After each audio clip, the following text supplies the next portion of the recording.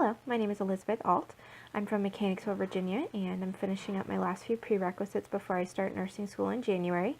And today I'll be sharing with you some additional information about polio.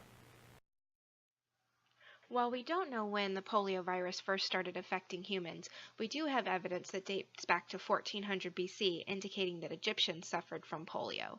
More currently, in the late 1700s, the clinical features of the disease were first described, and outbreaks began in the late 1800s, moving to epidemics in the early 1900s. The epidemic of 1916 had disastrous results. There were over 27,000 cases nationwide and 6,000 deaths. 2,300 of those deaths were in New York City alone. In 1921, Franklin Delano Roosevelt contracted polio at the age of 39. His example had major impact on public perceptions of individuals with disabilities. Although he was open about having polio, he concealed the extent of his disability. In 1935, a killed polio vaccine was prepared and tested on chimpanzees and children. Unfortunately, out of the 10,000 children, several subjects died of polio, many were paralyzed, made ill, or suffered allergic reactions to the vaccine. Then, in 1947, Dr. Jonah Salk was recruited and received grants to start a polio typing project. In 1953, Salk and his associates developed a potentially safe injected polio vaccine. Nearly 2 million children participated in the field trials, and news of the success was announced in 1955 on the 10th anniversary of Franklin Delano Roosevelt's death. By 1955 to 1957, incidence of polio in the U.S. falls by 85 to 90%. The last cases of wild or naturally occurring polio in the U.S. were in 1979 in 4 states among Amish residents who had refused vaccination.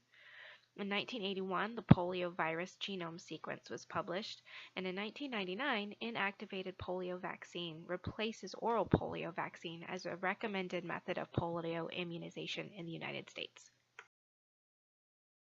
While polio has been eradicated in the United States, unfortunately there are still 3 countries which have never stopped the transmission of polio: Afghanistan, Nigeria, and Pakistan.